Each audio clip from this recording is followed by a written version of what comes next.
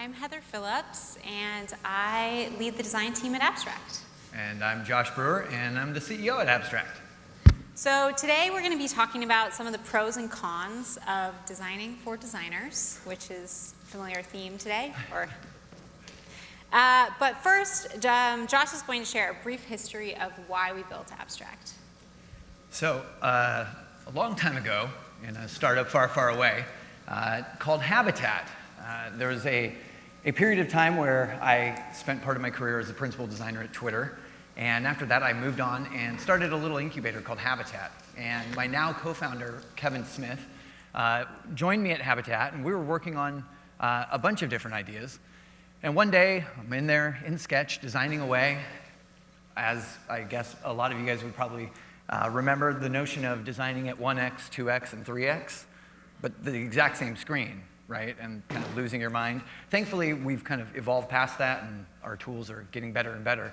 But at the time, Kevin looked over and said, you know, Josh, your tools kind of suck. And I thought, that's not very nice. But you're not wrong. And he said, no.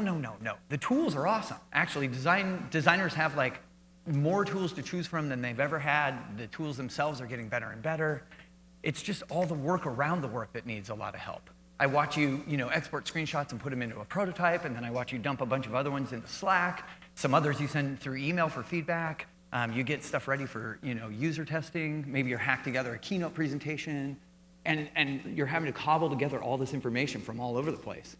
And it really resonated with me, because if you think about it, our workarounds aren't a workflow.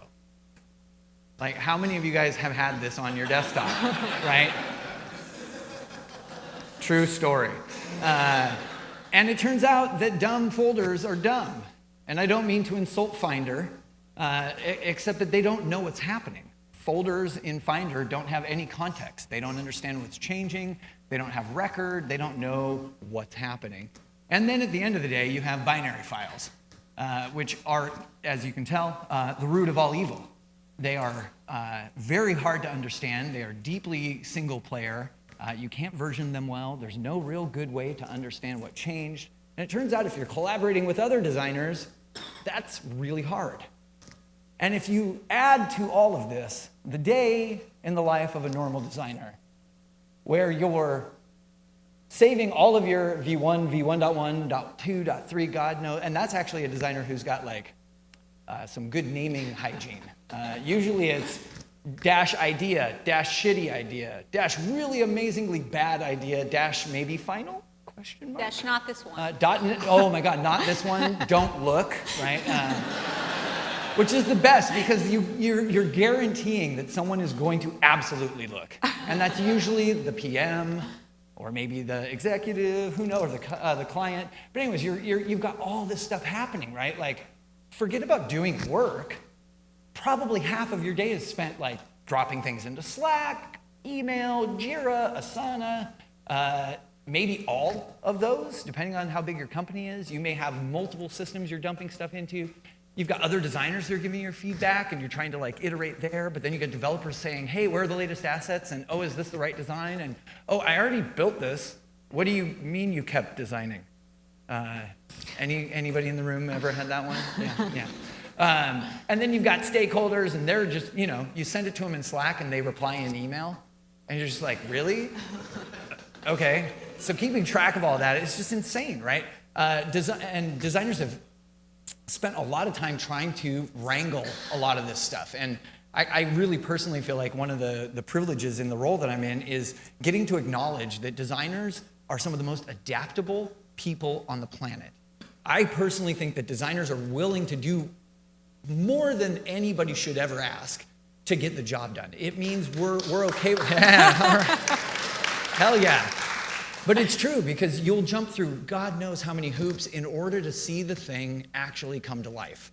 And it was one of the deep motivations for us, because we realized that on the engineering side, there's great systems in place that take a lot of this work off of the shoulders of our developer counterparts. And that design really needed a secure and reliable, kind of stable place where we could call home. And if you needed any more to throw on top of it, you've got folks like Koi Vin, who's kind of an elder statesman, in the design community at Adobe, saying that designers still use shockingly manual and even arcane method of managing versions. This was a quote from less than a year ago. So it's not like this was 5 years ago or 10 years ago. This is like the very recent past. And as design becomes more and more of a critical business unit, right? Like design has gone from sitting in a corner and getting brought in at the very last minute to be like, oh, can you make this look good? We're shipping tomorrow. To like, oh, we're investing in a team. We are hiring people. We are putting them in positions of leadership. And when you think of it that way, you look around the company and sales teams have Salesforce, marketers have Marketo, engineers have GitHub, these great systems of record that allow the rest of the company to understand what these teams are doing, how they do their work, and really ultimately become the accountability and the way that you get the kind of ability to make decisions and have influence. And designers, we're really lucky because we have, and I left a bunch of them off, right? But that's why we built Abstract. So Abstract is, as you can see here, one place to version, manage, and collaborate on design files. And, building a tool for designers by designers has its pros and its cons. So, a pro. We have both personally experienced many of the pain points that Abstract is solving, and so we have deep empathy for our users. This all began in the history that Josh just described of how Abstract came to be, and it continues to inform how we build for our users day to day. So we know your pain. That's right. Prior to joining Abstract, I spent 2.5 years at Designer Fund, where I worked closely with hundreds of designers and their teams. And the things I kept seeing teams struggle with time and time again were surrounding process and documentation, communication and collaboration, critique and feedback. These were these reoccurring themes. And with Abstract, your team aligns around this consistent workflow that is addressing many of those struggles. However, one of the cons is we are the audience, so there's a really strong pull towards just trusting your gut, right? I'm the audience. I am my own customer, so whatever I design that like works for me and makes me happy should apply to everyone else, right? I mean, right? That makes sense. Turns out that's actually super dangerous. Whether you're actually the target audience or not, as designers, research is one of our greatest tools to kind of safeguard ourselves from having that kind of thing. I'm not saying you shouldn't trust your gut. I actually think as you develop in your career and go along, your gut is one of your best resources. But in order to make sure that you're kind of like accounting for that bias, bringing in research is really, really critical. It's something that we baked into our process really early on. It was tempting to jump right in and start like designing stuff when we first kind of cracked this idea of how we could approach it. And instead, we decided not to do that, and we spent months doing research. We did surveys and really did kind of an outcome-driven prioritization of the things that we would actually hopefully be solving for our customers. And we're really fortunate, right? Our customers are awesome designers, folks like you guys, people who are super willing and thoughtful and willing to give feedback and get involved. And it, for us, I think it's really kind of a privilege to be able to be in that kind of a dialogue with your customers. And truthfully, if you offer people a way to get involved, you make a clear path for feedback, you're going to get feedback. And if your product actually solves a problem that they have, they're also probably a bit more willing to give you a little grace in some of those areas where things aren't quite right, or maybe there needs a little more polish. But if it's really solving a problem, you're going to get the grace you need to keep improving, and they're going to be right with you, kind of calling out and kind of highlighting like, hey, this is good, but man, this would make it great. And that's a privilege. So yes, it was a con at the beginning, but I'm telling you, bringing in research and getting with your customers is definitely a pro. Another pro is that we have a shared vocabulary with our users. So this is a really, really fortunate position that we find ourselves in. We are able to talk very crisply and very clearly with our customers. We're able to have them communicate to us in a way that is actually kind of higher fidelity than I've experienced in most of my career. we definitely have had folks send us mocks with designs of how it could be better. Yep. I'm not gonna lie, in my time at Twitter, we definitely got plenty of that as well. It was a little less polite, but in abstract, they tend to come with, hey, I know I don't have all the context, but what about this? Yeah. And you know what, for us, it's like, oh my God, the fidelity is awesome. And the fact that it wasn't presuming that we would just, immediately bend over backwards and go implement it means that there's a dialogue there. You were talking about how we had a few how might we statements. That was my favorite. Starting in abstract, I started going through support tickets to try to understand, and my favorite was someone saying, I don't want to be too prescriptive, so I'm going to share my feedback in a how might we statement. And I was like, only at abstract, only designers. And it's fantastic, right? Like being able to be in there, and as Heather just mentioned, like support. So for us, that's another kind of pro, is that our support team and our sales team are actively spending time talking with our customers. And they're bringing that back and sharing it with us and the product team. And this notion of being able to have everyone share this language and vocabulary and be able to have like deep kind of collaborative feedback is kind of phenomenal. So it makes the conversation richer for sure, all the way around. But a con is that our users don't always have the same holistic view of our product and our roadmap. So as tempting as it can be sometimes to take some of their suggestions and solutions, we try not to get too distracted, and we stay true to our long-term roadmap and deliver the best end-to-end user experience. So I remember in Peter from Sketch in his talk yesterday, he mentioned instead of taking those suggestions from users at face value, that they dig into the why behind them. And so we try to do that as well. And as Josh mentioned, feedback from our users does get relayed to our team from sales and through support, and it informs our process, so please keep the suggestions coming. We do take them into consideration, and it is part of our process. Of course, we are not just designers designing for designers, but we have a designer as a CEO. So having a designer as CEO, pro, means that I never have to fight for the value of design. The dream is real. So we've all seen the conversation shift over the past few years to be about design having a seat at the table, or making an argument and a case for the ROI of design. So in my previous roles, my design team would labor over presentations to present to the leadership team, making a business case for why we needed additional headcount for design, why we needed to invest in our design system, why we wanted to build out time for a design, like a brand refresh or a redesign. That list goes on and on. However, the value of design is a given. So at Abstract, it becomes central to everything we do. A con, however, to the designer as CEO is you kind of want to apply your design process and the way that you've worked as a designer to just about everything that you touch.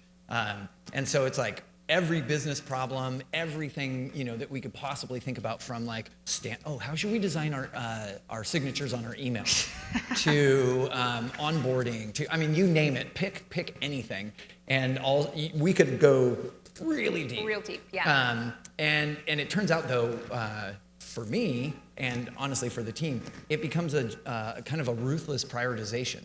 And so we want to be mindful and pay attention to all the little things and make sure that we are trying to be thoughtful and mindful in it, but really taking the kind of design process and like what we can bring to problem solving and apply it to the highest value things is something that I end up spending a lot of time on.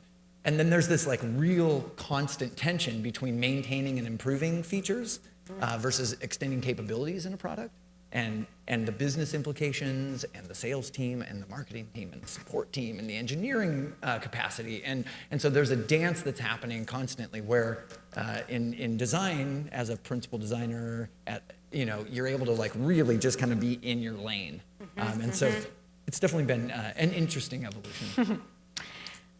So having a shared understanding of design is just our baseline.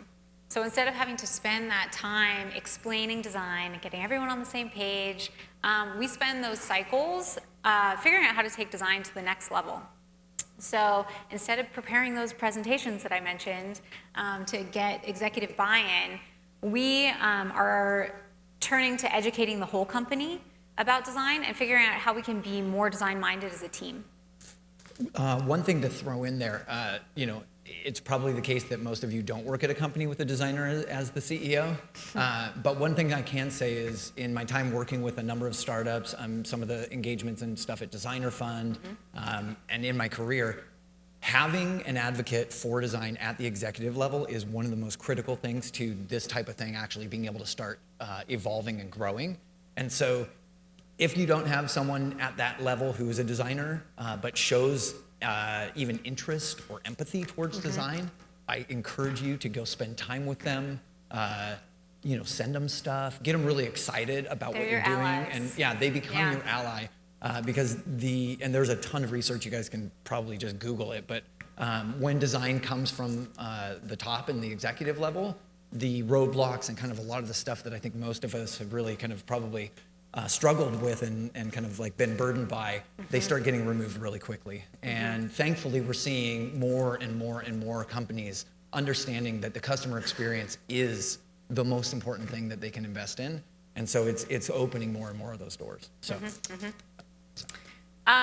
So yeah, as Josh was just saying, like that extends, that deep understanding of design extends to how we build our products, how we interview our candidates, how we onboard new teammates, how we teach everyone to think like a designer. So really taking that, that's how we think about taking design to the next level and applying it to everything we do in all of our processes. So one con on this is less of a con for everybody else and more of a con for this guy. Transitioning from a designer to being a CEO.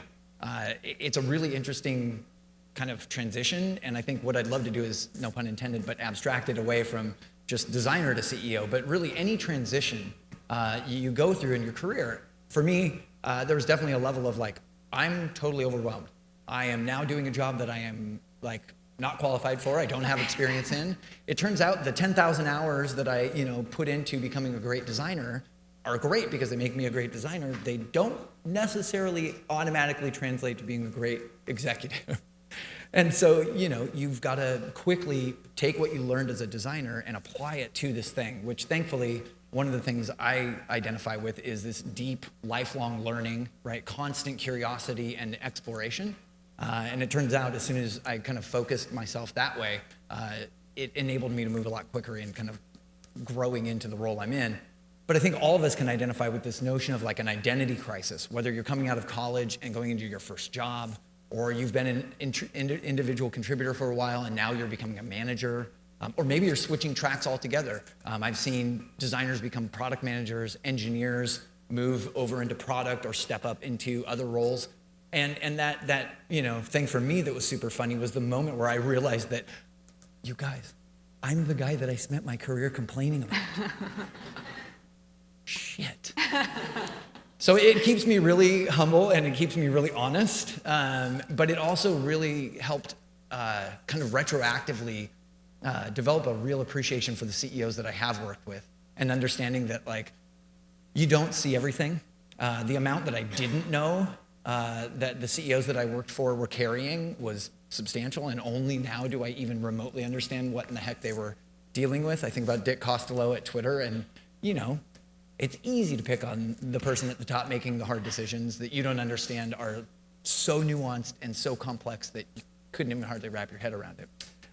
So all of that's my big shout out to have grace for your CEOs and really know that I think unless you get a really bad one, they really are trying to do the best for the team and for the company.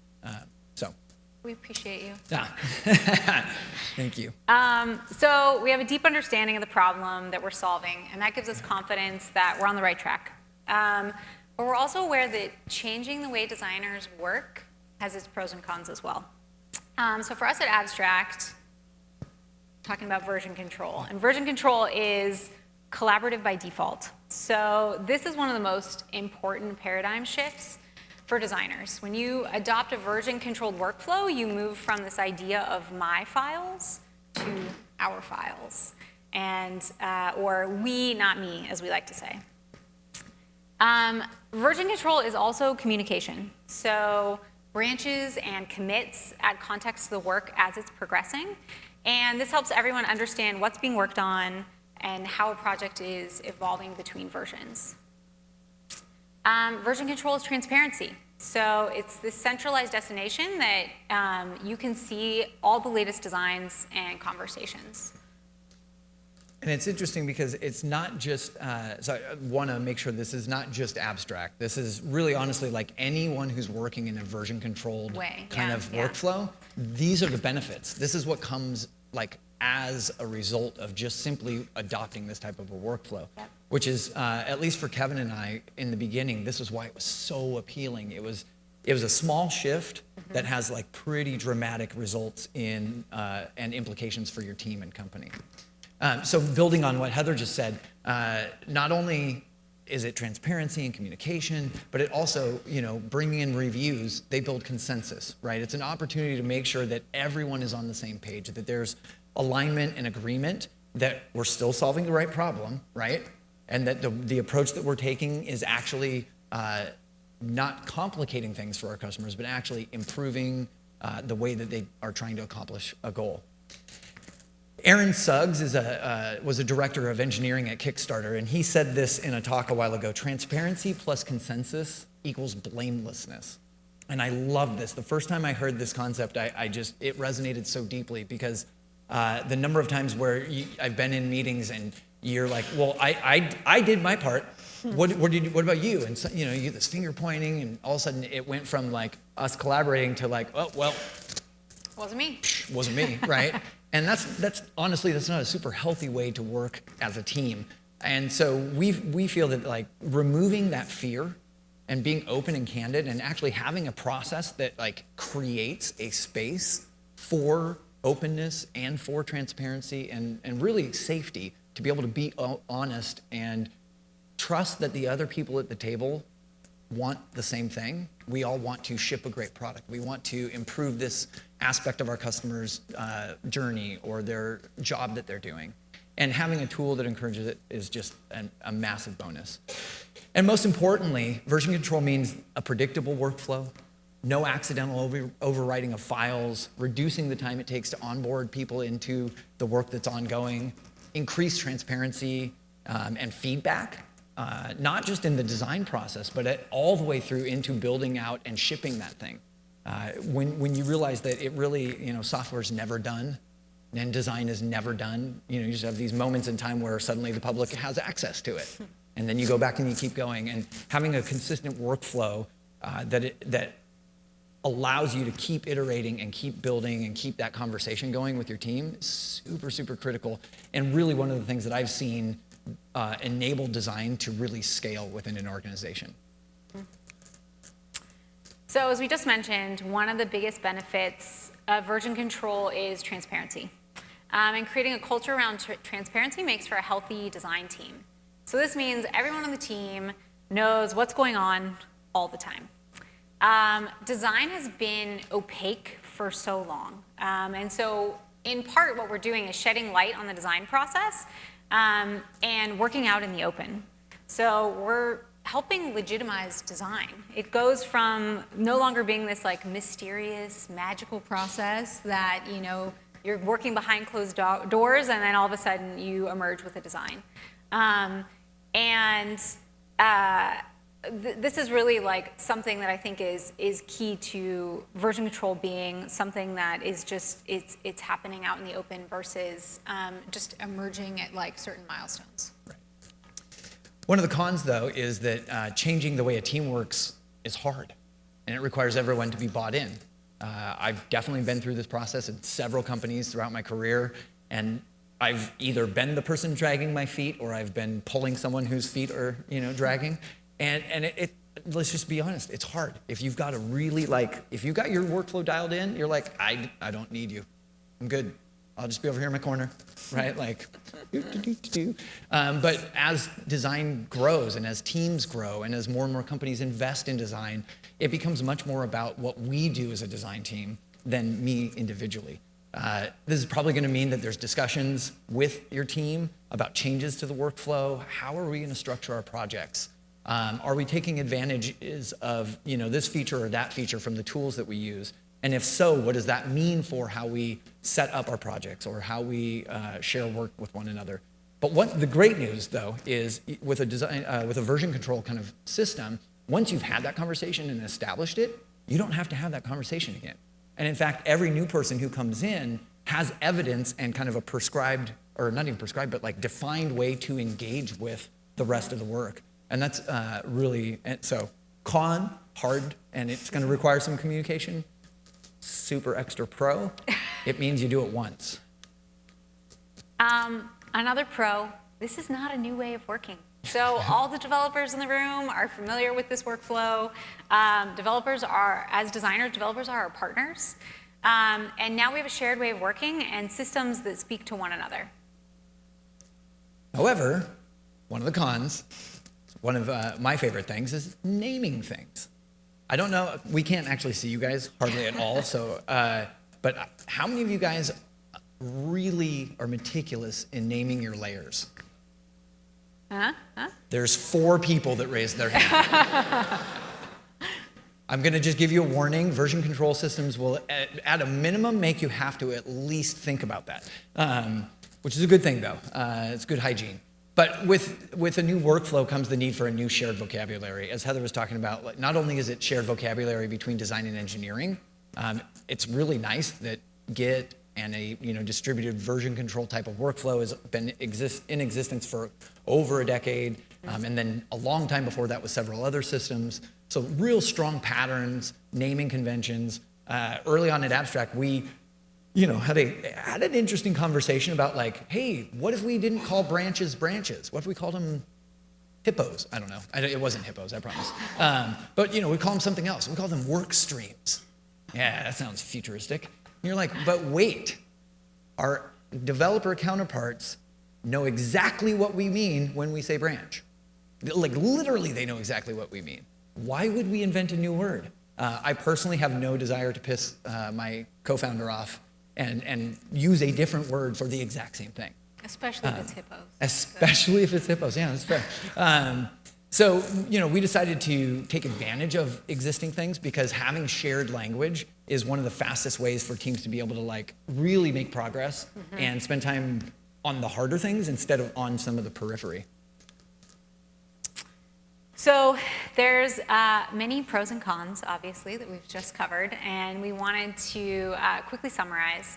So no matter who your customer is, it's critical to cultivate a deep understanding of who you're building for.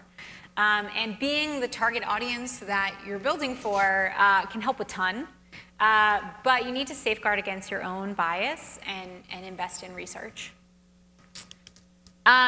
So a commitment to collaboration and solving problems together for our customers is critical.